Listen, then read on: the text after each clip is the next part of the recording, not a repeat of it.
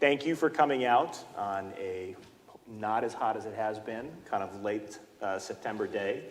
We're joined by quite a few folks online, so thank you for logging in from your air conditioning. I guess you didn't get the free steak dinner that everyone else here has had. But more importantly, today what we want to do is actually just have a conversation about some of the most important threats that we don't see that confront us every day. To kind of frame it, before I introduce my panel that joined us, conflict follows politics, and politics follows people, and people live online. And so put simply, that means that our entire digital lives are interwoven with a series of threats that are evolving at a pace faster than some of our security measures. And so just to measure the future versus the distribution of past events means you won't be able to see what's on the horizon. And that's why we game.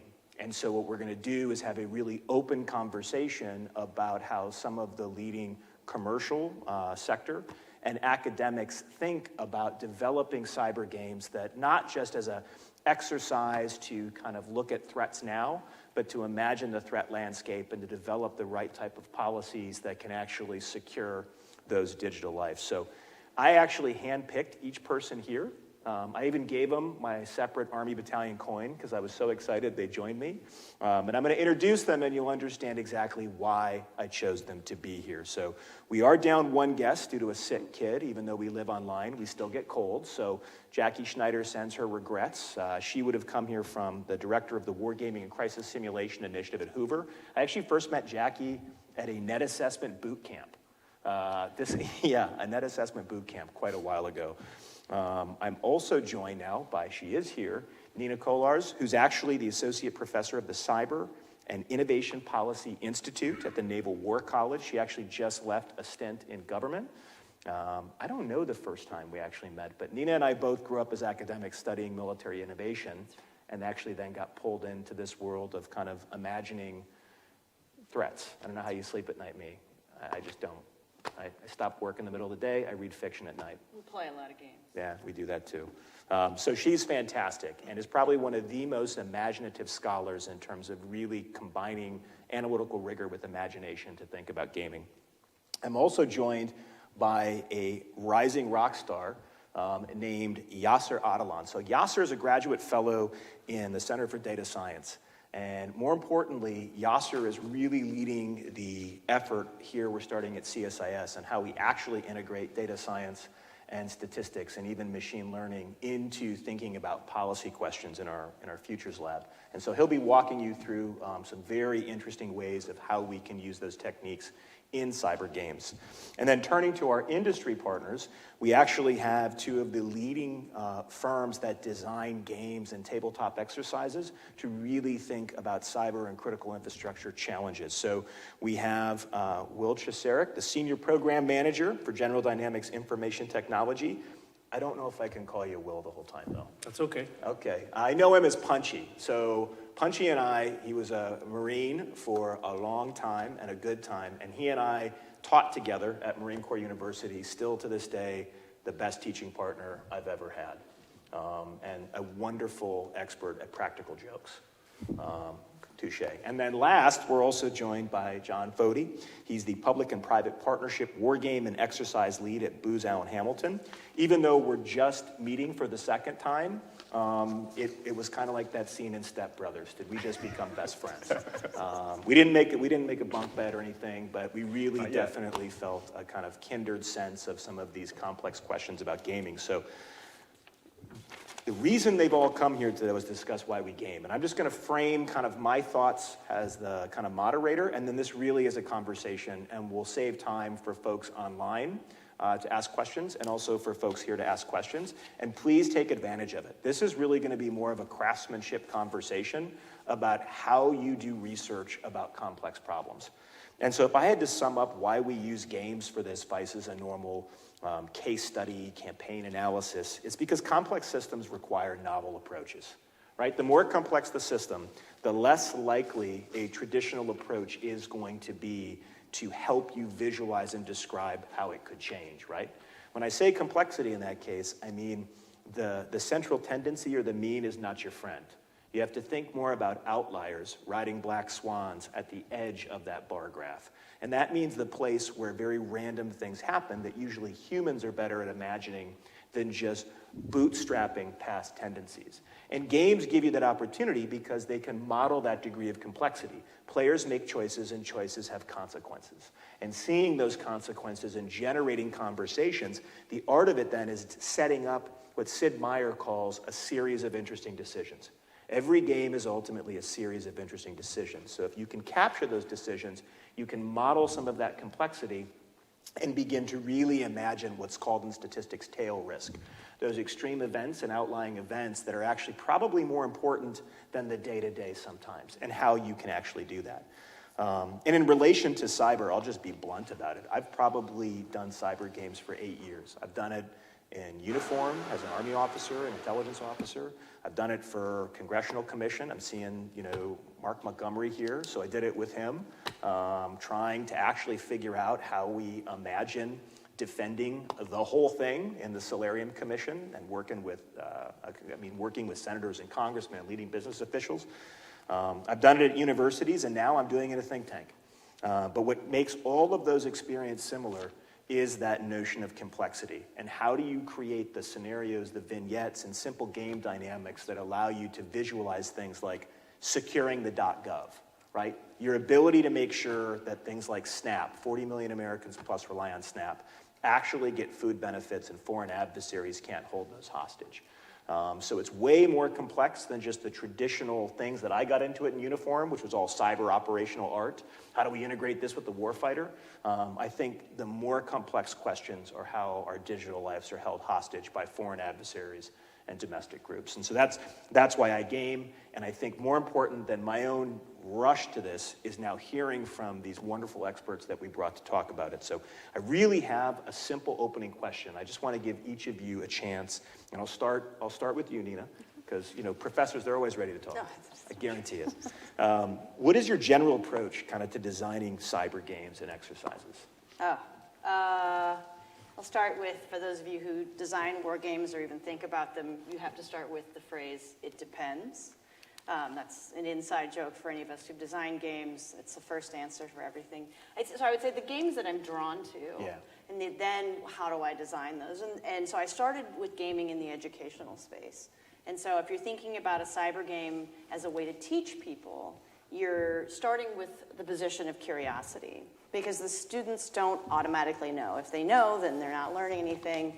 And so you really want to start your process of designing that game so that it's interesting, it's curious. But most importantly, when you're talking about something as complex, right, as Ben said, then you have to worry about simplifying. You have to worry about bringing your player in steadily. You can't overwhelm them at the outset. They'll shut down. So really, so much of the game design things that I worry about from a learning perspective are about making sure that as you bring this human into this complexity, that they feel guided, that they feel oriented, and that they're having fun. Because if they're not having fun, the whole game's over. It's done. The learning shuts down. People get upset. Emotions come to the foreground. I know none of you know what this is like.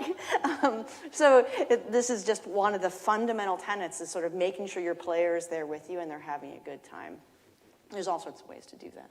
One of the favorite ways is the video game style, right? Where you go through level 1, it's super simple. The first round on Candy Crush is just blindingly simple. And then you start to amplify and create layers of complexity that helps them orient. And by the end, they're the master of the universe. And so that's one style of game that I like to play. I don't want to monopolize. No, we'll have time to go through it. If I could just pull that thread a little bit. Sure. Can you give me an example of a recent, or even in the last couple of years, cyber game that you designed, and then how you kind of balance that complexity versus simplicity? Because you're right, even if you get technical experts in the room, they might not be policy experts. And policy experts are really technical experts. So you're really on to this kind of balancing when you have multiple audiences that are actually playing the game, and you need to extract meaningful data for them as players, while also not making it boring. So if you have any kind of just recent example, or the most recently, and I didn't create this game. We helped design and develop it with a gentleman named Ed McGrady, who runs Monkshood Media, but he's a seasoned wargamer, and we needed to design a game about hacking ports and ships.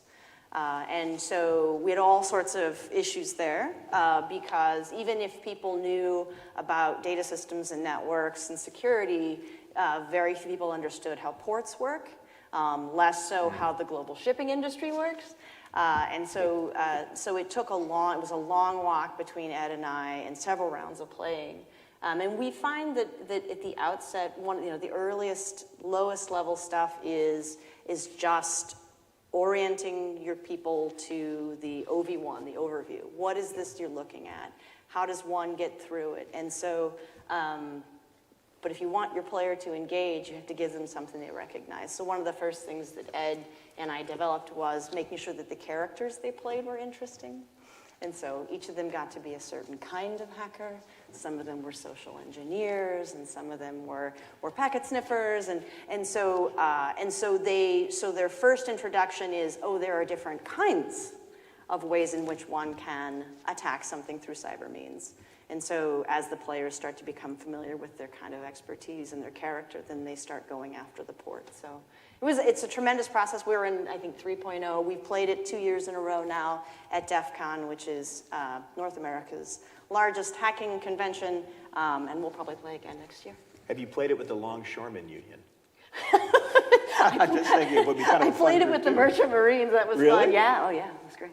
What did the Merchant Marines do that was different than the expert hacker? I mean, so the problem is the persons who were the best at it were the people who understood automated ports. The persons who knew, because the people who knew automated ports also had to know ports. And so they knew that you couldn't get through the gate without X, that you had to worry about the gantry cranes, that they knew more so than the people who were on the ground doing the labor, because they would know just what's in their corner. But the people who were doing the automated port work really, I think, ended up being the most surprising. Well, I know who I'm calling when I want to actually shut down all Chinese ports. That's a good news story, actually. It's a good news story. That's a good news story. So I want to turn now to some of our industry reps, because, sometimes as academics, she's not necessarily getting paid for that, so we can kind of take time, we can mess it up a little bit. It's true, no It's money also here. in government, so they're like understanding. But my guess is it's a little more stressful sometimes when you're having to really negotiate up front with that partner. So if I can just start with John, the same question, just kind of your general approach to game design. So you're right, it's very different when you have clients and you have to get them to let you know and articulate what they're trying to do. So we spend a lot of time trying to figure out their purpose, their objectives. Sometimes they don't have them exactly right and they have a bit of discovery, but unless they know what they're trying to do and have buy-in from leadership to do that, we run into a lot of troubles. We have a lot of experts that we can bring to the table, but it takes us time to understand a client's system and architecture and people. It also takes time for us to figure out what would be fun for them. Some technical people think things that aren't as fun to me are very fun, and including yelling at each other about technical things, whereas others think policy stuff is the greatest thing to talk about, and that's a lot of fun. So sometimes good cookies helps too. But in terms of how we approach it, it's all about understanding what we're trying to do, because then we go to people, we approach them, we can get the right people. We often design games and we're just in love with the game we designed, and we realize if we don't have the right players for this game, there wasn't a lot of purpose for it. Our team could play it and we'll have a lot of fun with it. We'll even do board games. Some people, it resonates with them, moving pieces around, doing things like that. But again, if it's just us who understand the rules and you have a 2-hour event and it takes them an hour and a half to get the rules, you're not going to get a lot out of it. So how we design it, purpose and objectives, and we go from there, but I would love to take the rest of the hour and talk about things. But But this is really important. This is actually my pet peeve with most DC games, is we're still in this world where everyone thinks you can have someone take a week, you can do a half a day in brief, and you're expecting you're going to have any players left by Friday. And so I know that we've worked a lot on how do we, again, almost make like the IKEA type game. You can build a beautiful piece of furniture with simple instructions, but what is that balance is hard. Yeah, it's so true. And a lot of times, if you don't have the guidance from your leadership, the buy-in to the leadership, you won't be able to get that player's buy-in. Yeah. You know, these are people who have day jobs. My day job is doing war games and exercises in cyber. So to me, I'm having fun. They may not be. They see that I'm going to be grading them or something along those lines. I'm really trying to get them to learn, to discover. And you know, if their company, their organization wants to grade them, we discourage it from being grading. Yeah. We try and encourage it to be a learning event. It's kind of funny because I think in the real world an event occurs and people don't use their plans and policies and procedures. They know an exercise is coming and all of a sudden they have it open. You know, they've already been through the game. We're like, oh good, you know where it is, but we took that system out. They're like, oh, I've got my binder here. In the real world, I don't think they go through that process so much, but at least they're practicing it. At least they understand it. So that's where we are. So how do you, let's walk through that for a second, because I think that's always a really challenging thing, where if a player can inadvertently, even if they think they're being judged in some way, it can skew the type of results. So how do you build in the ability to capture kind of complex cyber moves or policy decisions where you're getting more objective information, vice them saying, well, I think my boss wants me to say X, so here's X. That's the way we do it. One of the ways, there's multiple ways to do it. The way we do it is introduce, you said that complexity. That's why I like the public-private partnership aspect of it, because, oh, by the way, you're saying you got this report from this entity. What would that mean? Which other parties are involved? Which other companies are this happening to? Oh, your direct boss is telling you to do this, but your public affairs team already put out a message that said this. So we add that complexity to it. We try and make it, I don't want to say chaos, because if you make it too chaotic in a war game, you'll lose the players. They'll be like, I don't get it. I don't know what's going on, and it's no longer fun. But we try and introduce those other external partners who are pulling and asking for things. You know, sometimes there's good events you can do, which is almost like one-on-one. That's a training event versus an exercise, and there's a lot of benefit to that, but adding that complexity, the other people fighting for resources, things like that is a way that we try and do it to get folks to get, you know, our playbooks in anything, I'll say they're great, maybe they're not, but they're great. But we all know the old saying, what's Mike Tyson, you get punched in the mouth. You know, you have a plan until you get punched in the mouth. And that's what happens in the real world. And the other thing we try and do is we train them. You have your playbook, you go through it, you do your lessons learned after the exercise. Please do that during real world. Do that same capture mechanism. So that's part of what we try and train through our exercises is you have findings in real world, probably more complex situations than we've thought of in our games. Maybe not. I'm sure you all have very complex situations. Before then I open it up to Will, this is an interesting kind of dynamic that we hopefully can talk about with folks in the audience and online, is that one of the extra challenges in it's hard to make a good game, period. Yep. It's extra hard to make a cyber game for this reason, because you've got to balance that technical knowledge, but also there's so many parts of the organization it can touch. So who are the expert players, and even helping people understand their own internal policies and procedures without becoming bogged down. And then to what you're pulling on there, Nina, too, and you're both hitting at, because the networks we all rely upon are largely in the public sector, even if packets of government information transition across them, the idea that we can have a neatly bifurcated, this is a government-only cyber game, this is an industry-only cyber game, really starts to break down. Yeah, absolutely. I mean, I think when you said it before, we both went, Yeah. right, just trying to figure out how do we, what's a chewable chunk of this whale? How do I make this work? And what's valid? You know, the problem is, so when you're trying to teach people stuff, that's one thing. And then you're trying to sort of, if you're getting in the analytics space, you're trying to pull data out, you're trying to discover new kinds of interaction. I mean, you know, it can be paralyzing. And false findings are something we have to be very careful about too. I know. In all research. Exactly. How many of you have done a ransomware game, a novel idea ransomware game, but people are like, well, we went to backup, congratulations, let's all go home. It's like, well, wait. Sign my cyber insurance. Yeah, exactly. So we don't want someone to think, oh, we did this basic step, we're safe. So Yeah. Well, let's get your perspective, because I mean, you design a wide range of both tabletop exercises that touch cyber, critical infrastructure. So what are some of the ways that you approach it? Yeah, and I appreciate your generous introduction on our background and being on a panel with gaming experts. I'm at best an exercise generalist with a touch of gaming, largely brought out by you and our past experience in some way, shape, or form. But that being said, I think, not to parrot the previous panelists, but it's what are the desired outcomes that you have with your audience?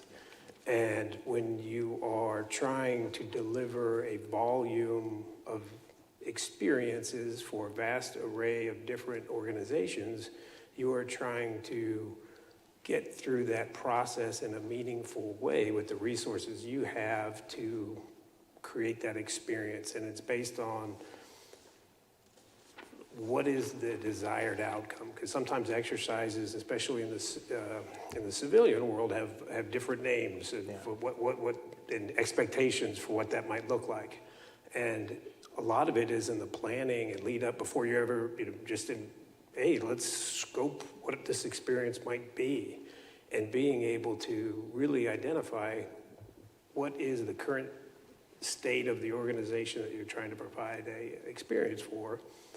And then what is that desired future state, and what kind of resources can you apply to getting the experience? Whether it's, okay, are you even ready for a tabletop exercise? Yeah. Do we need to talk basic You're not even there. cybersecurity, That's right. infrastructure You're not there. security tenets?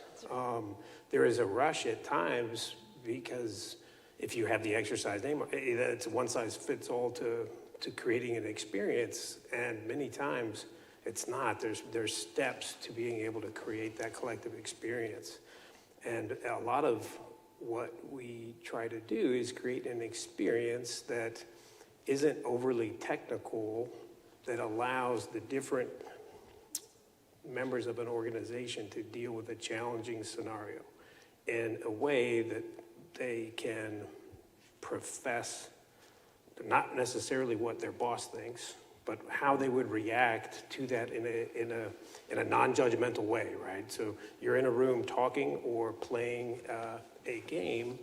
It's making the right information presentation or the right decision at the right time to deal with something, and it's all about the environment and creating the scenario, the potential pathways. I remember we were in our past introducing a basic tabletop game to get to a learning point with our students, and you had the two knucklehead jarheads in the room with you trying to trying to get to have us understand how we were going to play that game. And I think it was because I had a different mindset of what the expectation of what that might be. And I think it is the art of providing the best type of experience is largely based on the organizational discussion.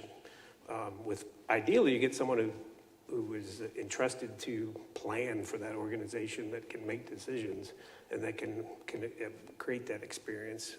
But you're trying to understand where they are as a organization and what you can do inside of an experience. And there are often times where they're not ready for a game. It might be something less. Sometimes they can move right into a fully developed game where they're given challenging real world, you got to make decisions right now, and it's trying to figure out where they are. But what you're all three hitting on, and I want to especially dwell on this with the industry folks for a second, is there's a tendency to think that, you just make this game, it's kind of fly by night, and you roll in and play it. But especially, I want to make sure everyone understands the scale of the games and exercises you both design. This is as much about a prolonged negotiation, relationship building, so that you can have that trust to have them state their purpose. Yeah, almost like half consultant, help them clarifying their purpose. And then even being able to have what you're pointing out, the closed door discussion of saying, hey, I know that you have a timeline that your boss gave you that says have this tabletop on a critical infrastructure breakdown of some kind here. I don't think you're ready for it, but here's how we can kind of play with that time to get there. So just I'll go back to you first, just so people understand the scale and the type of games that we're talking about. Some of the games that I and our team support are national level exercises. And they have international components as well, but we'll just call them national level exercises. And the first thing you need to do is develop trust. Imagine someone who hears that old saying, we're from the government, we're here to help, to a private sector CEO level person, they're like, that's funny. So we They're have like, to, 1 second, I'm getting my lawyer here. Exactly. He's here to help too. Exactly, and we have to do that. We end up having hundreds of organizations, thousands and thousands of players, and they're all at different levels too.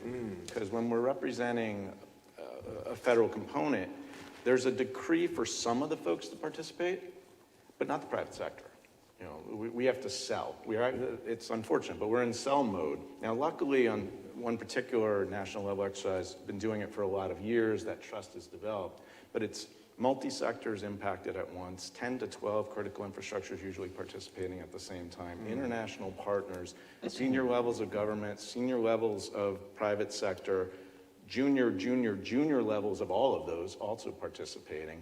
And then we have to work with each individual organization to help them develop a scenario and develop that trust. And then tell them the basic finding we figure out is, did you already meet your law enforcement person you were going to call? Or was that going to be your introduction to them?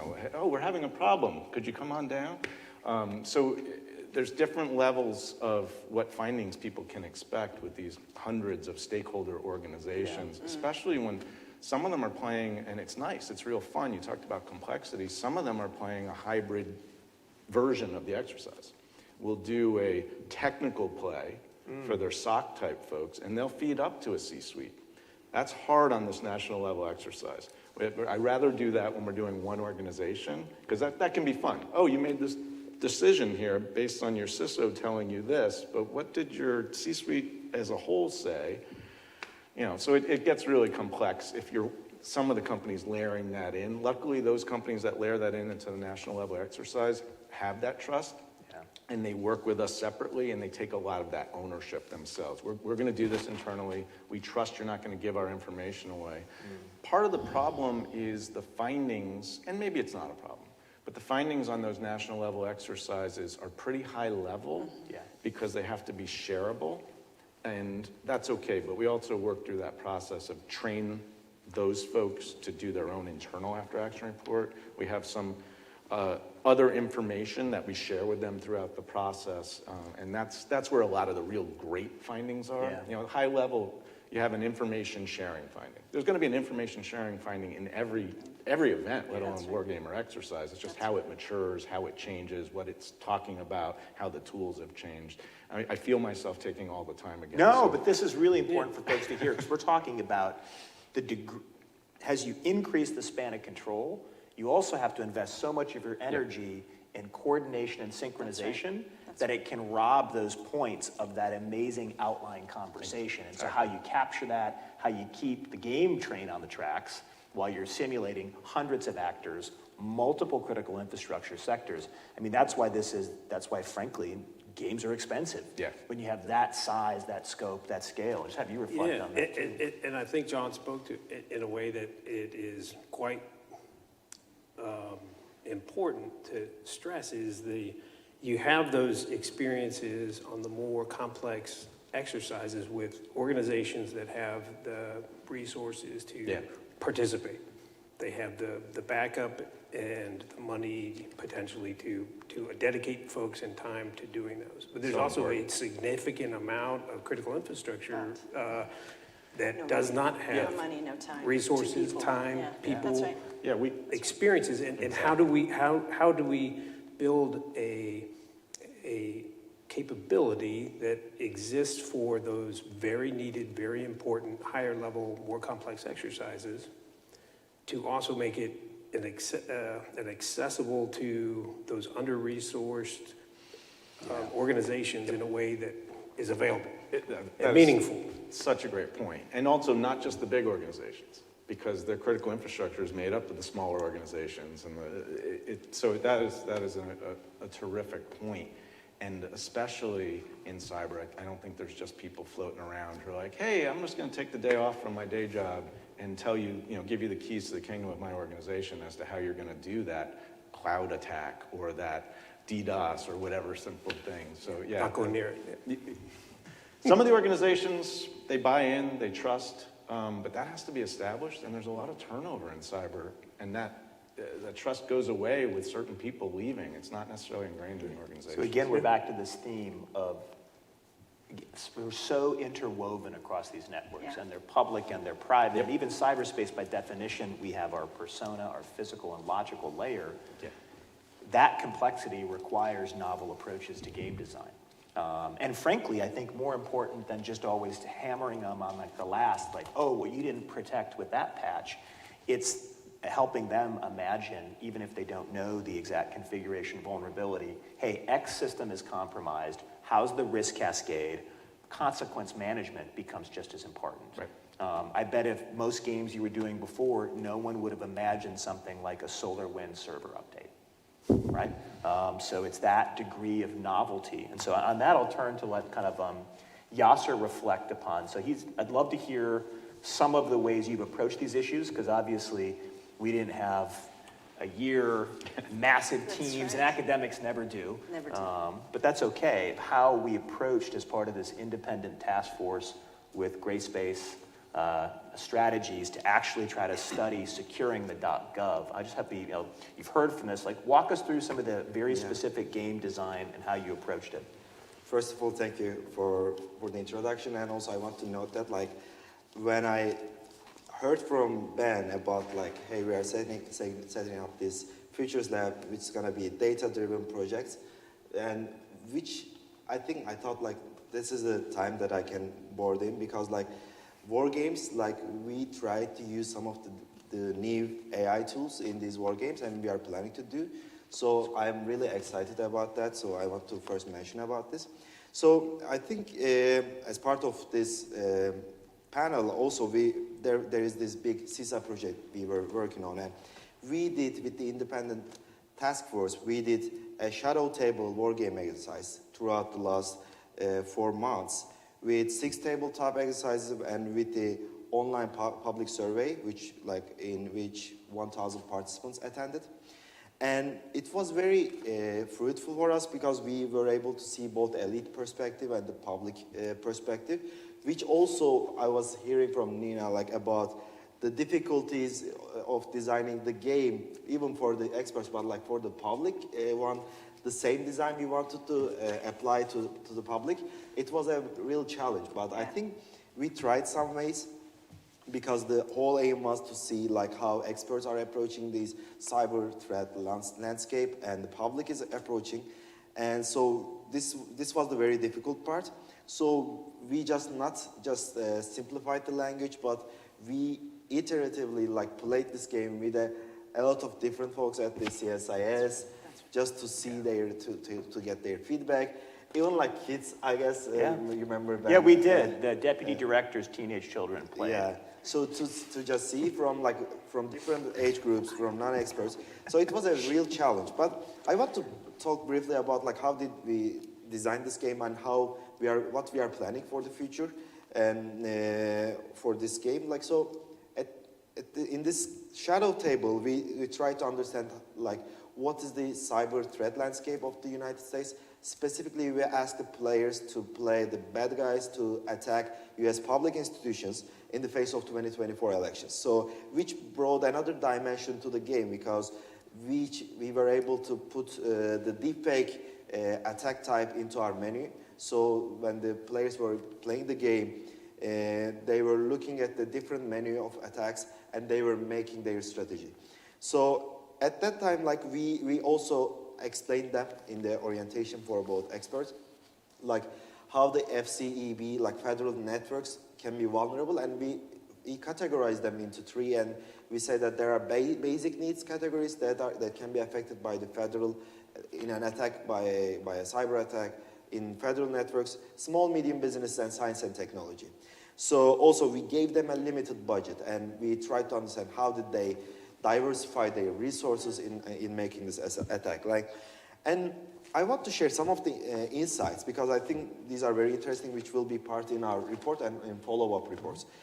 And players, interestingly, both public and the experts, they were aligned in this, and they were attacking basic needs in the beginning. So it was interesting. We were thinking maybe like small, medium business or like other kind of economic, financial markets, but their main choice was the basic needs, which makes sense because we are talking about an election is going to come, and they were trying to underestimate the U.S. public institution. They are trying to disseminate in distrust.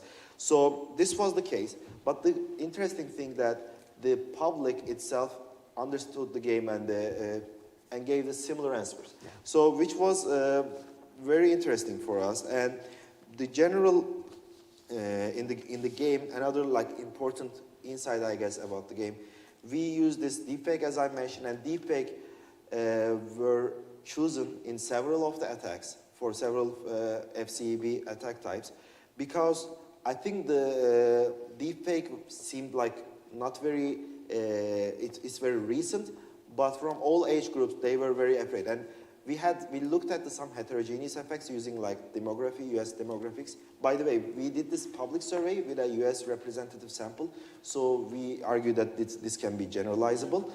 But in the public survey, we saw that like the women were more concerned about the deepfakes compared to the men. So there are different dynamics. So in this part of this project, we want to build some more of the statistical insights to use for our new game designs, because we argue that like these different insights can be a backbone of new wargame plans. So I guess this was our case, but maybe I can talk about the what we did innovatively for this game, but yeah. I don't know. Just to make sure, when he's saying the heterogeneous results and statistics, what we're talking about is because the survey, it's okay, that's why you're hired.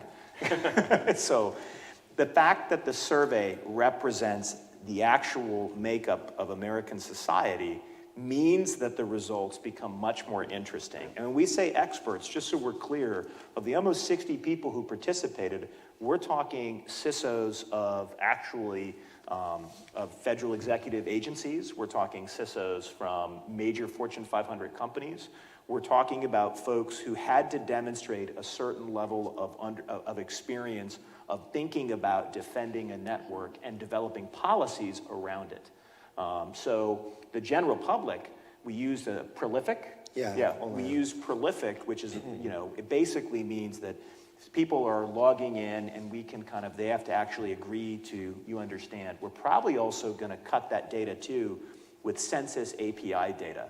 Now that means we can geotag actual ISP addresses and understand if even things like voting habits in last election by zip code matter in terms of the statistical results, or if income levels, or the number of people who are SNAP recipients in that actual zip code. But before he talks about how we're also using text analysis and machine learning, the thing that jumped out to me at most was really the deep fakes and basic services. So we're all being exposed to deep fakes. I thought the first game, maybe I know some of the people who were there or here, it was a little older than most of the actual sample. They weren't as concerned as the deep fakes, and I thought that trend would continue. And nothing could be further from the truth. It turned out, if I'm right, Yasir, the experts by the end, once we did almost 60, were more concerned than the general population, and there were particular identity categories. And let's be honest, maybe, sadly, there's a real reason why women who have been subject to horrible trolling, bullying, all sites of effects online are going to be more wise to here is why this is so insidious. And it's actually happened to people in this administration. So I think it's an important point to note that even though there's the persona layer, doesn't mean you as a person. If you as a person can be attacked for very low-cost means, who is going to want to work in the federal government? And that was one thing that jumped out to me, that there could be a real way of keeping people away for extremely low cost, because now they're getting reputational attacks. It's not just trolls, it's trolls and astroturfing scaled to a level that I don't think we're quite ready to really grapple with. And I'm not confident we'll be able to easily tease out. So, and the disruptions he's talking about, we really gave them, they could allocate points. People overwhelmingly saw the benefits of disrupting basic needs. And that's something— Straight for the jugular. Yeah, go for the jugular. But think about it. How many times in like TSSCI, closed games, do we ever talk about that? I thought we weren't going to talk about that. Yeah, that's right. We won't talk about that. Talk about this. We only talk about the aliens. I'm kidding. Kidding. No, but you don't normally, you define risk to mission and risk to force with such a military lexicon that you miss, you can hold American citizens sadly vulnerable, and it completely redefines how we think about security. So that really was pretty chilling as we were looking through those and really began to think about that in the study we were doing with Grayspace. But I just want to let you talk quickly. We'll transition to thinking about some novel things. Let you talk quickly about how we're using text analysis and artificial intelligence from the game transcripts. Yeah, so as I mentioned, for these 6 tabletops, for not for the public, but for those tabletops, we had these group discussions, which took, I guess, in total about like 6 hours of discussions, and they were very beneficial. And I remember some of the audience were there. Yeah. And so from different category of tabletop experts, like public sector, private sector, there were different themes were there. But the thing is that in those, I think, war games, like it can be sometimes time consuming. So what we were looking at that, we use these AI assisted transcript tools to get the transcripts, and then we did some topic modeling using the LLM models, large language models, which can help you to generate text based on your previous trained model.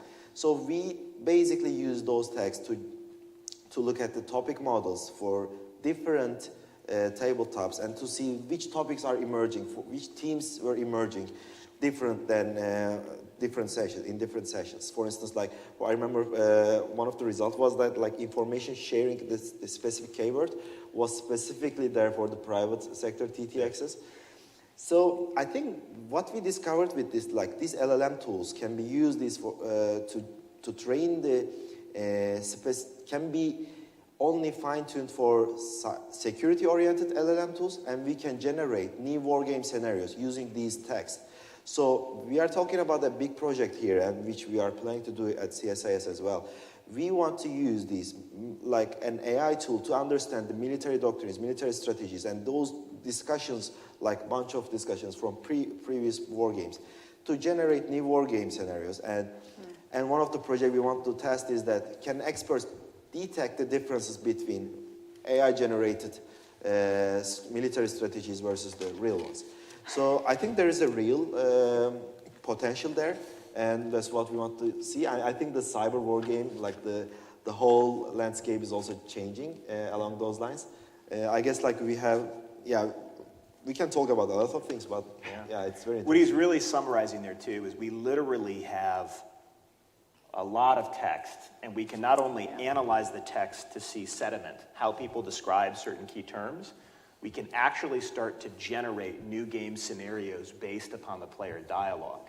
And so we can imagine in future iterations of this, what if you have that discussion, but in the back end, you're actually taking their discussion to generate the scenario for round 2 before they go into it. Right. So they have agency in it, and it actually gets a whole new level of that complexity and feedback loop. Let's turn it back to Nina. Really to kind of like the second part of this is really help us see some of the major insights from cyber games and exercises as they relate to kind of the future threat landscape. Your games you've been involved with, played in, designed. Yeah. So I think what your players learn and what you learn can be 2 different things, right? And so we're talking about both of those. And I think when we play games, most of the games that we play that aren't associated with the U.S. Naval War College, which are a very specific kind of Title X game with hundreds of people and the O-plans and whatever. But when we play our games, what we're really looking for is novel attack style. What we're really looking for is things we had not anticipated. That's fun and cool when you see a set of people find their way into, not literally, right, but sort of figuratively, find their way into a port in a way that you had not anticipated, because it becomes fodder for, okay, well, let's assess likelihood. Now, so just to be fair, right? So like when a bunch of people who have technical knowledge or technical skill or both are playing around in your game, they may find their way to an original proof of concept. And a proof of concept is wonderful. It's gold, right? Because this is like a whole new way that something could be attacked. That's valuable. The second thing you have to figure out how to do is to assess risk based on that. Because a proof of concept all by itself could be the least likely least important attack route out there. And I think a lot of the things that we're trying to think about with when we get skeptical about findings, other people's findings. It's never our own game. It's somebody else's findings. Particularly with the hacker space, right? With hackers in particular, they are really good at finding new and novel ways of attacking things. Remarkably novel. But the likelihood starts to trim off, right? And so it's not just sort of who's going to give me this gold this weekend, but where are these novel attacks coming from, which everybody loves, right? We all watch. But then we have to sit back and go, okay, now let's really talk about it. You know, how heterogeneous is the system? Would an average defender have caught that behavior? Is this system worldwide, or is it just in your car? Because if it is, I'm not sure I care, right? And so I think the thing that haunts me as we play these games is most games that we play, with the exception, I have to say, Jacquelyn Schneider plays a different set of kind of games to try and get at testing hypotheses. Mm-hmm. Most of what I think about is logic of discovery. How do I find new ways to do things? But then after that, the responsibility is, now I have to figure out how likely this is. Before I run around telling the world that this is dangerous, I need to figure out how likely this is. And that's the thing that over and over again, I have to keep reminding people. That is the important takeaway whenever we play cyber games where we're trying to discover novelty. Yeah, but that's a good point. There are such different categories of game.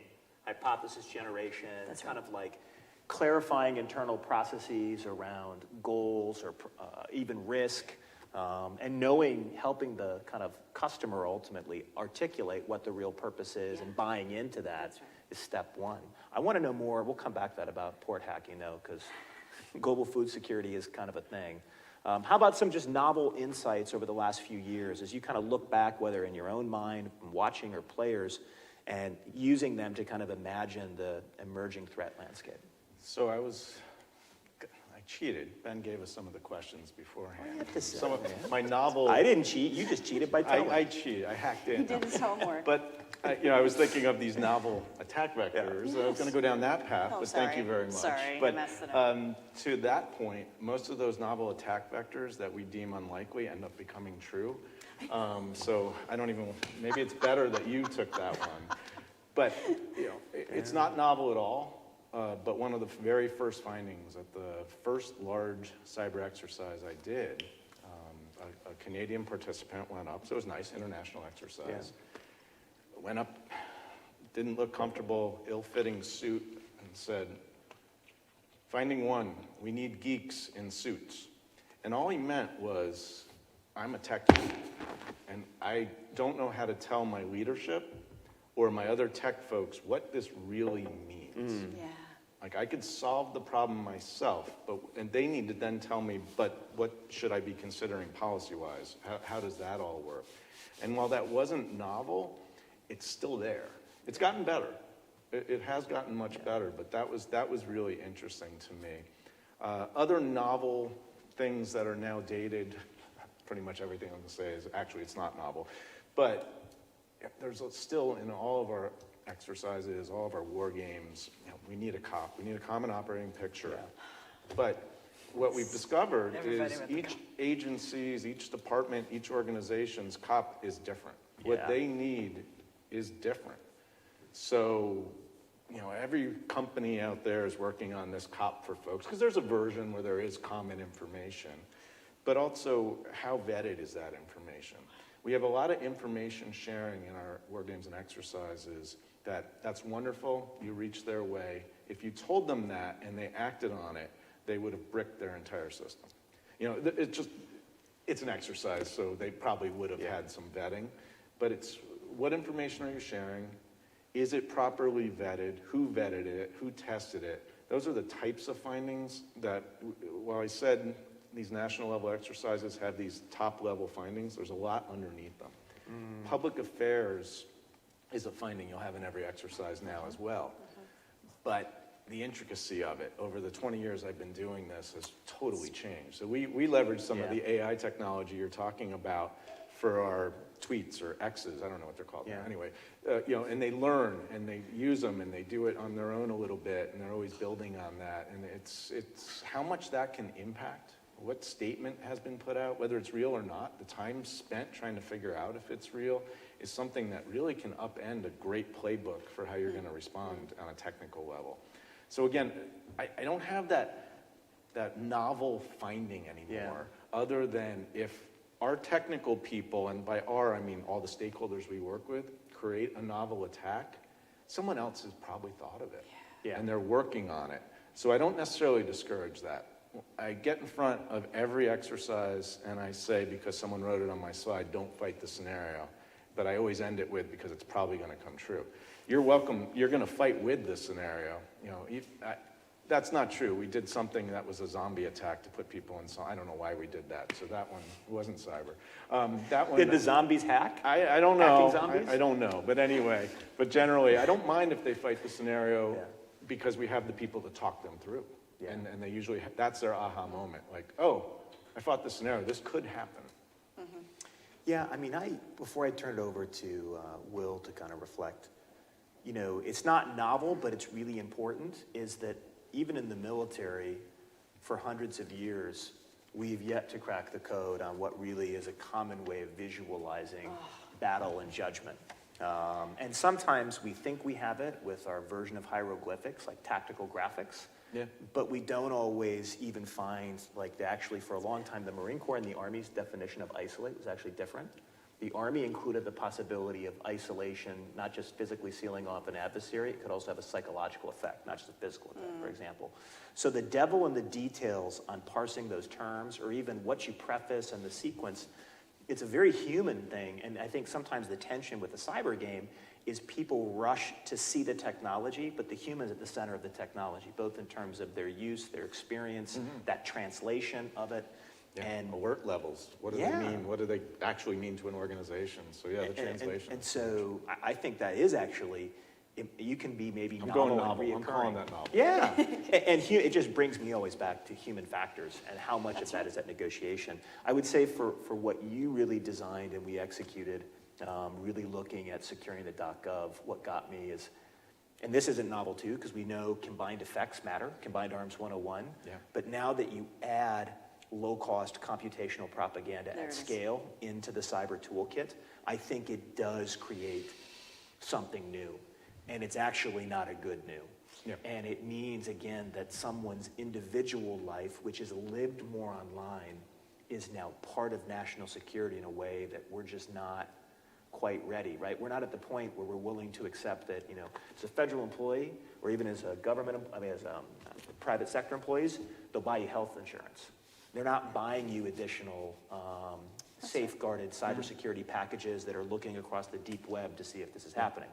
We might be on the cusp of something really different if we want people to work. So that was the one. I don't think we would have got there without the deep fake and then the machine translation to look at the themes. I guess, like, on that point, like, one of the interesting things we tried with this design, I guess, we put two different vignettes of, like, different news about two cyber attacks.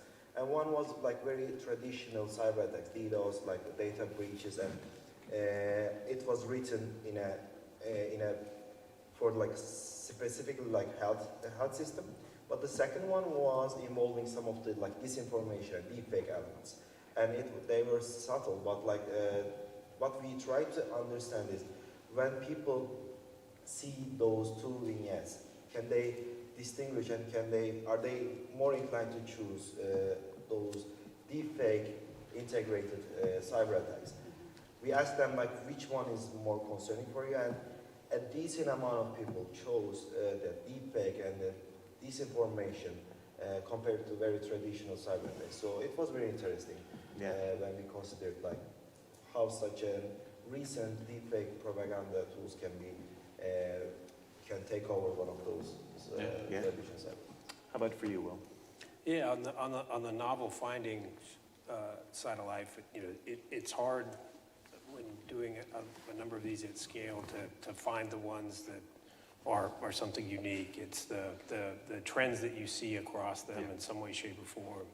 And I think one of the ones where once in a while you'll have some novel findings, and it's where an organization or a group of organizations have taken a novel approach to doing something that is in the trade space of cybersecurity. Like, how do we imbue a security culture in our organization.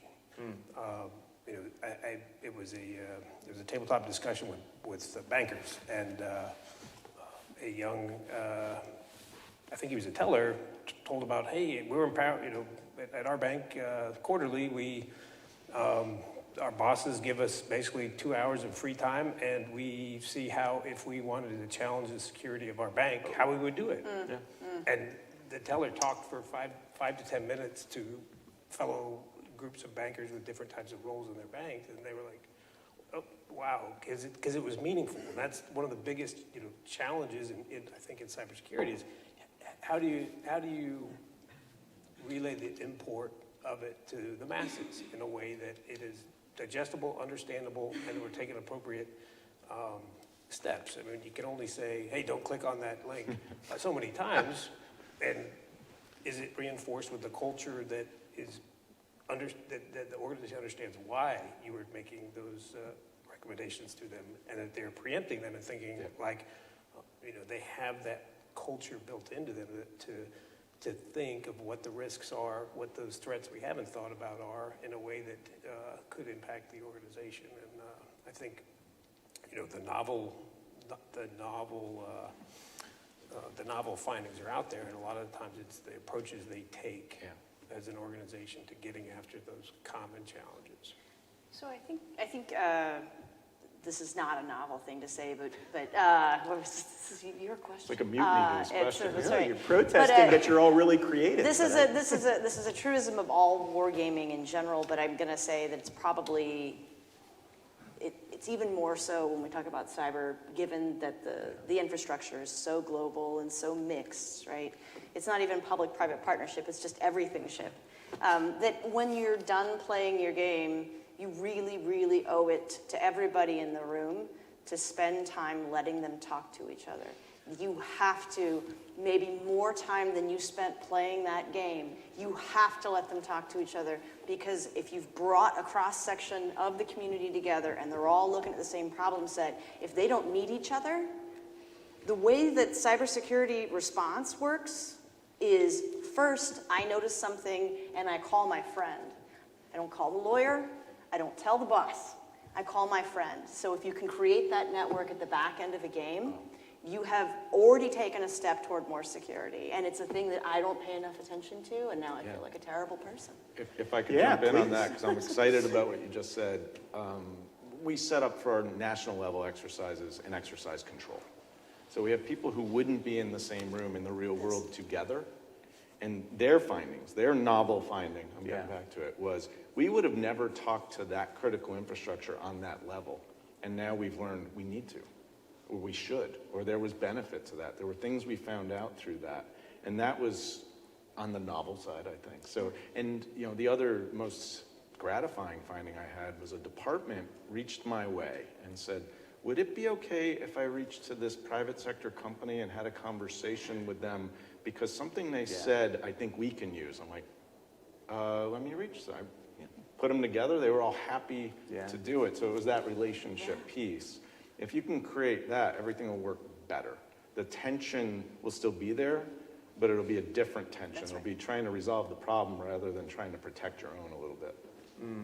And I think developing that sense of community amongst the exercise participants, where you are developing the relationships to, you know, not the capital's information sharing and coordination, but the actual practice of developing that. And that, your point earlier of, hey, you're not meeting that local law enforcement agent that has those investigative responsibilities in extremis. You're having a conversation in an environment where you learn from each other and understand better how you do that coordination. You know, one of the funny moments in game design is when you're facilitating that and people start to do the hypotheticals. They start to kind of like toy around with, they don't want to fully admit what's happened in their organization, but it's almost like, hey, let me float by you if this happened, and they start to kind of have that discussion. And I think that's the great thing that games can do for organizations is it takes the hypothetical to that next level. It allows them to not say, hey, I am going to exactly follow my incident response plan to do these steps in this way, but hey, what if this happened? What is that thing that might have we never even thought about in the development of this, that we're now going to talk about for 5 minutes and build it to that level of understanding where, okay, we've thought about a new risk. Now, what is that next step as you leave that exercise or that experience and say, okay, hey, we need to build that capability or resource it? Exactly. And we all have technical findings, I swear. But they're owned by these companies. They're owned by the participants, or they might be classified. And I apologize if you came here to hear, like, I wanted to know how to stop this attack. Maybe we'll talk to you afterwards about some of those things. But this is the stuff, especially when you're doing partnership exercises, that they have to burst through to get to something. You know, I'll share one more that's kind of increasingly, I think it'll be obvious to all of you all, but I still think the prevailing discourse doesn't capture it. We're not in cyber Pearl Harbor, cyber biblical plague, like insert your grand event after the modifier cyber. We're in this weirder world of kind of a death by 1,000 cuts. And the frog is definitely on the stove and the gas is on. And it makes it in some way harder to kind of look at ways in which the threat vectors converge in ways they might not even be planning on it, right? Just like a storm doesn't have intention, but the collision of the air pressure fronts can produce a tremendous amount of energy. And so I increasingly, as I watch people work through this, that's something that really starts to kind of become disconcerting, because that doesn't necessarily work well with existing frameworks we have for talking about risk. And it means that there's this other huge breakdown in that both in government and even businesses, when I do like separate games as a consultant for businesses whose names I shall never say, I always assume, as a guy who's dealt with like crappy risk estimates in the Army where it's probability and consequence and we got a little heat map, I was always assuming it'd be better at Fortune 100 companies. I'm not so sure it is. And it's even harder when the risk is this kind of like perfect storm, slow burn that kind of pulls itself up. In fact, I actually had to step out, but that we specifically named one of the cyberspace solarium scenarios slow burn for that exact reason, to kind of walk through what that would look like over time. And so those are the two that kind of, for me doing this, that really pop out. Yeah. And I don't know how we're going to fix our risk culture. I don't think we have a very good one. Maybe Nina will figure that out. Yeah. I hoped you'd ask Nina, not I don't ask Nina. What is this risk word you're talking about? I don't take risk with risk. So Yeah, well, I think part of that is making it the most meaningful to not only the public, but the organizational culture to understand the meaningful import of what cyber threats can and might be, and how that can impact. That everybody knew how to prevent forest fires in the 70s, right? How do we prevent those things in our community collectively in some way, shape, or form, and the risk that cyber attacks can bring to that level, and think along those lines. I don't think we're embracing that across our preparation for those type of events yet. The one novel thought I had about risk, I was super excited and proud of myself. And then for another project, I was pulling this like declassified 1971 like Andrew Marshall memo. Yeah, it was like on page 2. Yeah, that's right. It was like, well, There are no original thoughts. I guess that wasn't that creative. He said it before I was born, but we still haven't done it. So at this point, we've definitely talked enough. And from knowing the 4 wonderful, thoughtful, creative souls on this stage, I'm pretty sure we would geek out about game design, probably over drinks if they weren't watching us. Probably even if we had put scotch out, we probably still would have. But this could continue. But I'd rather give the people in the room a few minutes if you have questions you want to ask. For the online audience, you have an online form is on the event page. So you just need to kind of click that. The person who keeps us all honest is here. Her name is Davy. We truly love working with her. She's literally got it wound up and can actually gather those. So first I'll turn to the folks who came out today. Open it up. If you need help designing a game, this is your moment. It's free chicken right now. All right. Yes. I'd love to hear more about the report coming out and how you're thinking about using generative AI for spreading foreign propaganda and disinfo. Well, I'll speak to that and then I'll let Yasir. So one of the real, So let me make sure I got it right. He wants to hear more about the report that's about to come out based upon the game design, and in particular, the ways we were using generative AI to analyze the results and possibly produce follow-on products. The produce, yeah. So one of the things, we were actually mapping this out. There's a large AI company that we just signed an MOU with we're actually gonna work with their software engineers and do some of this. So it's not just Yasir and I being like moderately teched up. And so one of the things we were discussing with them as we were mapping this out was really using player observations to generate the scenarios. So going beyond letting them generate their own kind of information echo chamber through the tweets, but to actually start to use it to frame scenarios, to actually have it give you the vignette that starts move 2, like I was mentioning. In this case, we even talked about, but we need to talk to kind of the report sponsor about this, was we might even include in the report some vignettes of, hey, when we actually analyze your conversations over this period, and we isolate it by a few of those key treatment variables, here's what the scenario sounds like. And then here's what the scenario sounds like. And letting it just do those initial textual things. I mean, I like large language models, but really all they're doing is trying to predict what you're gonna say next. So it's all held hostage by the quality of the input data that goes into it. And so in this case, we think we have quality input data. Just to have a technical side note for a second, even though you can do automated speech to text, it doesn't mean it always captures things quite right. So there still is some human scrubbing so it didn't repeat the and a little stutter or confuse a word. So there still is some human cleaning that has to go into those transcripts. It's gonna be fairly time intensive because he's not kidding, it's probably over 6 hours. And DC experts are not lacking in words. So that's probably the biggest way we're going to use that one. I'm also believe that once we isolate with his topic models, some of the key terms by those games, with the topic model, we can then segue into just even more traditional natural language processing, and actually even sentiment analysis is a really wonderful technique when used correctly.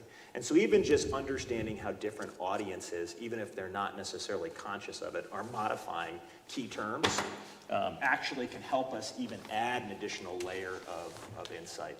But that's really the way we're thinking about using it. I think the first way will be, he's already done the topic modeling. We're gonna do one more pass to clean it, and then we'll run the NLP.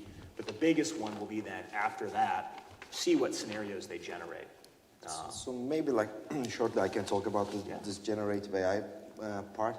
So you know, maybe you tried the ChatGPT, I guess. Like it's very, right now, very recent, very famous. But like, it may have some hard biases, like me and Professor like Jensen talked about this. Also, I can't get it to talk about war. It's kind of a pacifist. Yeah. I don't like that. So sometimes you don't get like, you see that there is hard-coded background code behind that, and it doesn't answer the questions. When, for instance, when you try to attack US public institutions, it won't answer. But this project that we are coming up with, it's gonna be fine-tuned towards specifically the cyber and security-related documents, but it's not gonna have any kind of like biases. So our plan is not to have these kind of pacifist answers or like some kind of biases, pre-coded biases. So this is one of the exciting things, I guess. The other thing about this project is what we try to do is, you know, we asked players to choose some state actors. For instance, most of them chose China and Russia. So depending on their choice, we asked in the group discussions about their choice of state actor and their strategies. And we can see for different state actors and non-state actors, there can be different discussion topics emerging divergently. For instance, I remember like for the non-state actors, generally use deepfake more. Yeah. Also, state actors generally chose to capture the ability to attack in the future instead of like immediate attack. So there are these kind of differences that we want to see, like how topic modeling diverges, segmented by different these treatment variables. So, yeah, but that's an important part he's highlighting for you. One of the challenges I've had is whenever you give people an espionage move in a time-compressed game, they don't take it. But that's also not realistic. There is no cyber offense without first espionage. and very deliberate mapping of networks and vulnerabilities, and then very difficult discussions about intelligence and technical gain loss. So we tried this time to build in a way to benefit the person who wants to actually gain access and wait to act in the future by playing with the point system and then capturing some of those discussion points as well. Yeah, this has been a pathology that we've been trying to foot stomp, I think, those who played in cyber for a long time, especially on a state-on-state model. If you're having a bigger kinetic fight as well as a cyber fight, one of the things that we found difficult is trying to pack in the preparation and the creation of the infrastructure, and then have it keep time along with the kinetic fight, because your kinetic fight people want to start the fight. But if you want to have the cyber capabilities for offense or defense, you have to have started back here. And then nobody in this part of the game wants to hang out with that part of you, right? So trying to figure out how to stage that so that you're getting your infrastructure set up, that they're getting burned over time, that somebody changes the password. So the long build, the long tail of working through the cyber piece, and then you put the real world, the kinetic side in there for a cyber war game, for a war cyber war game. This has been kind of one of the things that we've been playing with for a long time, and those kinds of game mechanics we write about a little bit. There's a book coming out on cyber wargaming that my colleagues and I did, and it'll be out in January from Georgetown University Press. But some of the techniques of how to time that out are in there. But certainly happy to. You know, that's talk before more I about let that. you all want to talk to that too, I would say it's not just cyber games. I don't think we've accurately captured intelligence in most war games, period. And it's just because usually there's some bad mapisms back to like the human factor of common operating picture. Like, you know, I can see their entire military. There's no world in which I would see their entire military. And even if I think I see it, you know, in the moments I've had as an intelligence professional, even when you have like, I know exactly what they said by this transcript, people will still argue what they meant. So this idea of perfect information, That's right. which makes it easier to play, actually corrupts the quality of That's gameplay right. and some of the uncertainty That's right. in ways. That's right. I'm going to turn to, Yeah, question. we're doing the same thing. See, we think alike. Yes, sir. Thank you both. I'm Ozan from American University, graduate student. I want to probe more into this death by 1,000 cuts Yeah. idea. So can you tell me more about like what's the use of games for the death by 1,000 cuts? Like this stove has been on for over 15 years now. Yeah. And the solution is to either to do more cyber hygiene, do access management and stuff, or go 3 more hours of Xi training. Jinping and convince him to not do that. Yeah.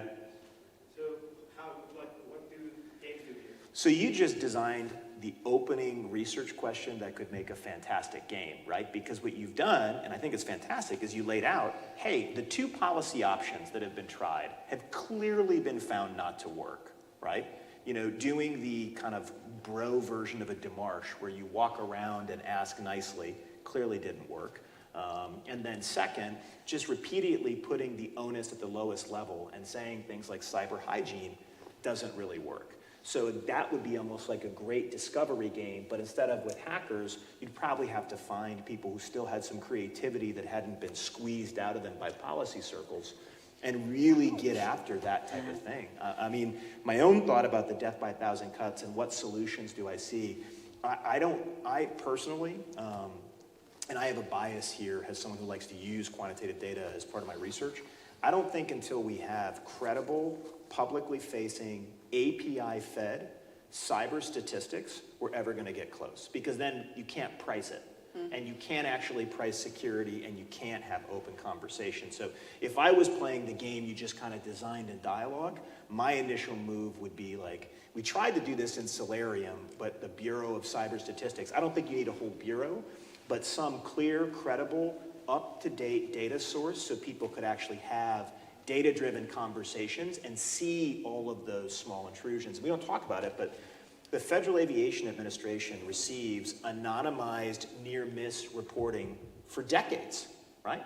And we don't make a big deal of it. And in theory, we're now in a place with the US government at least where we're going to require some of that. The problem is is you start to talk to industry behind closed doors, it's, well, do I call CSIS or the SEC first? Whose rule trumps who?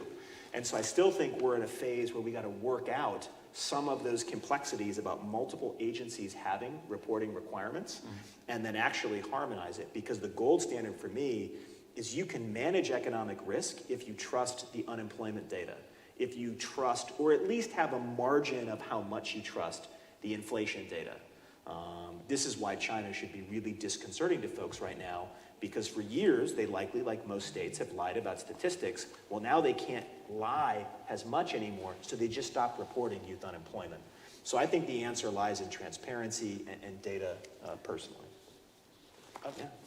You know, my take on the death by 1,000 cuts is our steady state is so chaotic right now. There's just so many things going on, and if you get onto an ops floor, everything is rated as green.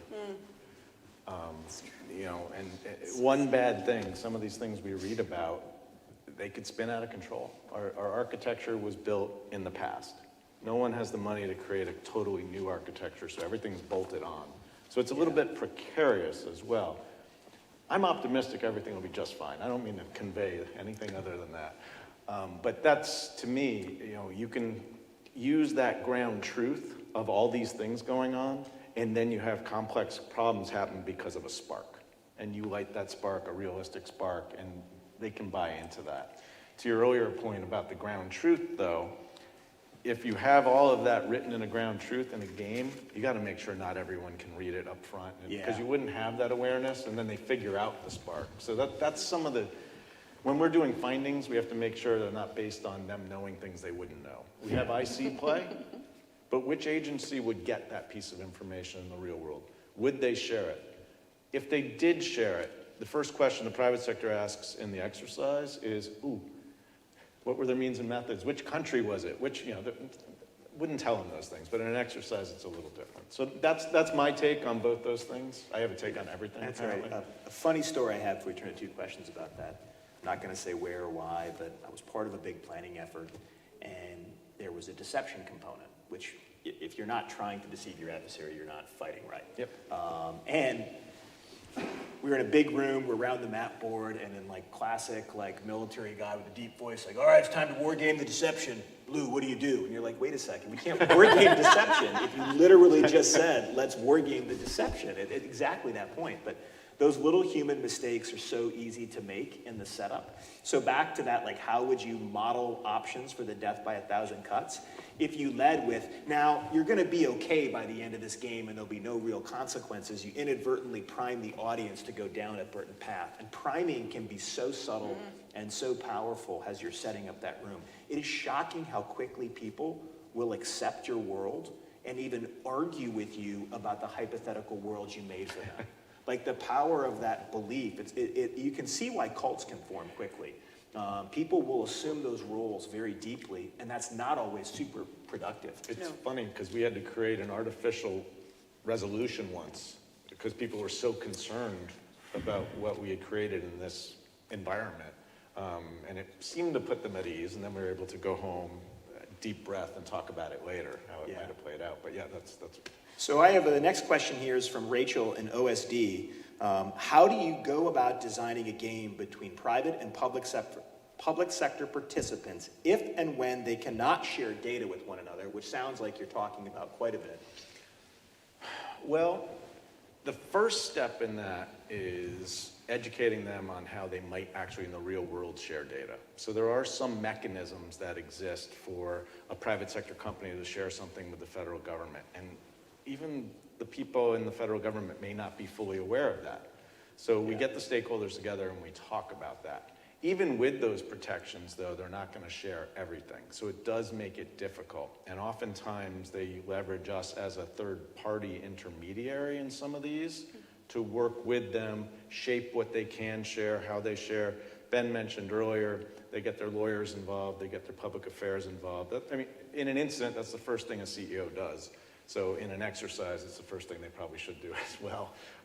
But it's not easy. To that question, that is the big problem with getting to those detailed, realistic findings, is getting through that. And that's why I come back to, well, it actually happened in the real world. What were the findings from that?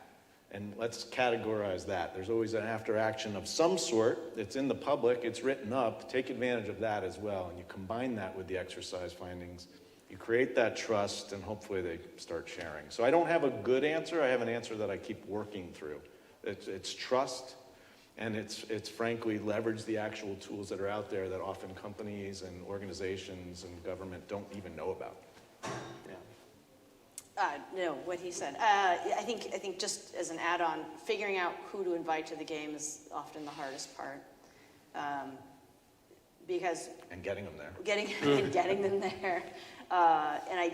It's a plea for, I think, a little bit more international play, because so many of the assets and infrastructures and problems are not here. And so trying to figure out, CERT teams in one country work a little different than CERT teams in other countries, and laws are different, information sharing is different if you ask our British colleagues, and so, which is massive. And also assets, right? It's also an asset, right? So countries share data differently, scientists share data differently, and so figuring out how to play more robustly across the international lines is probably going to get us to better outcomes, which means you probably have to spend the money to fly there, and then you have to figure out who to talk to, which is nearly impossible. Yeah. And then you have to worry about the language boundary, which is also a whole other game. And so it gets pricey really fast. And I think some of those interactions, sometimes when you look at critical infrastructure side of life in the sectors, is sometimes having cross sectors that would normally not on any given day be coordinating their business in a way, but you put them in an exercise where they potentially assume a generic role or something different, and you'll see the different mindsets that a potential sector might have versus another one, and they'll learn from each other. And they, much like we would do with our international partners, is there are those type of events that we can pour water on, even domestically, that I think will also bear the same fruit, because it is learning from someone else's experiences in a way that the exercise gives them that their normal operations won't. It's just getting the time and people together, and a little bit cheaper, but you still got to get them together. Yep. We tried, I've tried 2 different versions of this. One, just because I was trying not to have people obsess over the US-China competition. So I used the coastline of Brazil in the scenario, and I still had people tell me it was China. And I literally had cut to make the map, the coast of Brazil, and I'd have intelligence community China experts telling me, oh, that's China. And so sometimes it acted priming. So I think sometimes humor to truth is this. Using the future and fake countries is sometimes a comfortable way to talk about uncomfortable things in the present. So to your question, Rachel, it would mean sometimes you have to obscure actors or even take simplistic game designs of categories of threats. You could pull up like MITRE's ATTK attack framework and just talk typologies. As long as you talk abstract typologies or generic actors, you can usually cut across some of those barriers. The challenge is you're limited in some of those findings then, because it's not as granular as you might want. So back to what Nina was telling us, really, what type of game are you ultimately trying to play? Are you discovering technical vulnerabilities? Are you nominating novel attack vectors? Or are you trying to kind of coordinate cross-sector about these results? We have time for one more question, and it's from Coralie Green at the University of New Hampshire. We had 2? Oh, there was one more. Oh, we have one more then. Do we have 2 more then? Just real quickly for Coralie, on the topic of new threat discoveries, how have you seen AI-based hacking systems integrated into cyber games over the last 1 to 2 years? And I haven't done it. Okay, so I haven't done it yet, but what featured new this year comprehensively, and I'm waiting for the report to come out, is DEF CON had a whole 72 hours of adversarial play against generative text AI. And so that all of that data has been captured and is being analyzed currently. And so if you want to reach out to me separately, I can connect you to those people. But they literally just had 10, 1,500 hackers hammering away at the different. They had 6 different language systems, trying to force the generative AI to spit out garbage, utter garbage, or to try and teach it things that are patently untrue. So that's a full adversarial AI game, and it went on for 3 full days, and so looking forward to that report. We were literally talking to one of the teams last night about this. Oh, good. Yeah, Yeah. and we're going to connect him with MITRE. MITRE is launching a large AI assurance lab, where you literally, like a lab, can just do that. Yeah. But the interesting thing they were telling me about, and they haven't done this yet, so don't hold them accountable, was getting the human factors by having the instrumentation in the lab where I can see if your temperature rises, actually measuring human responses to complex computational attacks, and then how you also interact with even your own automated defenses in terms of trying to get at those harder psychological discussions around trust and not just the technology side. I mean, Peter Schwartz was talking about that. It's a brilliant, brilliant idea. One of the ways I've seen it in, I'm not going to talk about which government organization, we did some games on artificial intelligence and escalation dynamics. So one thing people forget about most Cold War crisis communication is that by definition, there was really no red line. It was actually a telex, and it was intentionally meant to be slow so that people could take time to translate what was said, vice shouting at each other through a translator. And if you've never shouted at another human being through a translator, you're really missing out on a very unique human experience. So they actually had it where it would come in so that you could carefully measure. So a lot of the game was about, as you speed up certain parts of your battle network in a high-stake crisis, how does it skew crisis communications, and where would you maybe want to slow down where everything is speeding you up? But it was more of a nuance than deliberately on the defenses. It's funny, it seems like we all only use AI as the adversary and the red team, never the white or blue or the green. Yeah. Maybe I should start thinking of them as the good guys.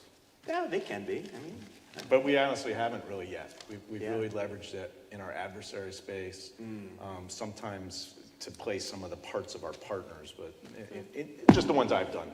I can only speak from my personal experience. Before we go to our Sorry. final question, actually, some of the reporting suggests this latest kind of large intrusion linked to a Chinese APT into critical infrastructure actually got in through the vendor that was selling AI-enabled That's defenses. hilarious. So they compromised the That AI-enabled checks defense out. on the That's network, about and then right. that's how, That's at least according, I think it was Microsoft that was discussing some of this in terms of what was actually accessed. That was going to be my next scenario. You bought AI, you thought you were secure. It turns Exactly. out it just wasn't that good. Sir. Yeah, your report sounds like it's at a nation level scale, .gov scale, a large macro scale. Is there any value in, as a follow-on to the observations or findings that you come up with, in looking at maybe an individual agency, a .gov agency, a large agency, and maybe repeating some element of the game exercise at an agency level Yeah. to either supplement or validate some of the observations that come out of the first effort, this effort, and what would change in that gaming scenario? Well, yes, but I'm biased because we built it. But here's why I think it is important. And this goes to some of the comments you've had about how you iterate with different folks over time. Usually, if you iterate and specify some dimension, and you have that higher logical scaffolding, it allows you to go deeper and get more granular. So imagine a world where we do this and we go talk to the Department of Education. And now we're not just talking about basic needs. And I'm going to define education as a basic need, just so, don't attack me on the way out, or do. Education. You could then start to walk those scenarios using the macro attack vectors to almost run a series of scenario vignettes where you have the CISO, network response team, and then some of the policy executives. You're right, you always have to have the PAOs in the room talking about what if the student loan repayment system went down. Now, in one sense, you'd say, well, people be really happy. But what if it was corrupted in such an extent that now people no longer are going to necessarily pay and to use it, and to really then dig into those specific scenarios? Or for example, looking across their portfolio of where is there more policy exposure and risk in terms of what public goods Americans expect And even with an agency like that, what public good states expect from the federal government, you can dig deeper in there. If I was going to do, I think it'd be good to go agency deep. I would also really, I think our huge vulnerability is actually at the state and local, territorial and tribal level. Yeah. And everybody's playing the game where they're wishing that the other person would manage their side of the risk and imagining they have enough resources. When if you just look at some of the ransomware attack data, and how that happens to, I mean, there were some famous cases of public responders, so you actually hit critical infrastructure sectors when you hit the emergency, but nobody wants to hear that it's maybe someone at the federal level's responsibility, besides periodic block grants, to protect that emergency response network in a suburb of Dallas, or the water in Lakeland, Minnesota. So I could see going at it one of two ways.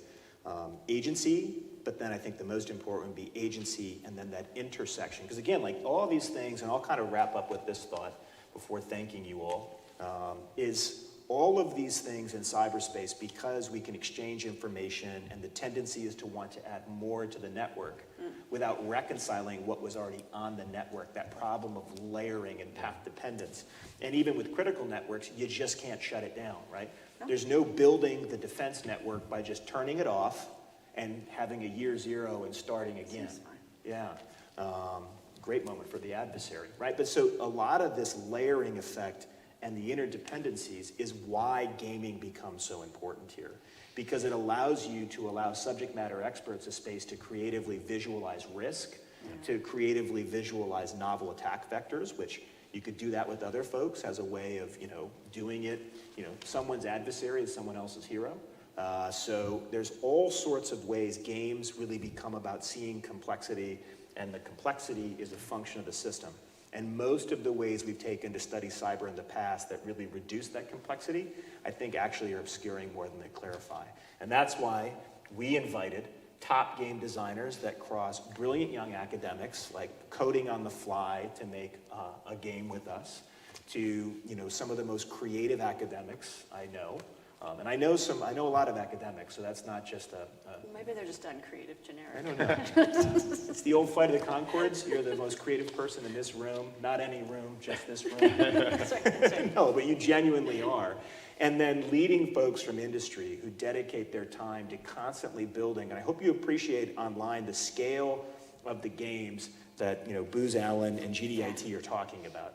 These are thousands of people, hundreds of different agencies and actors, so the synchronization, timing, and complexity to build those is probably what will keep Nina and I underemployed academics. That's right. But I just want to thank you all personally as friends for coming here. It's also an excuse to just reconnect and talk more.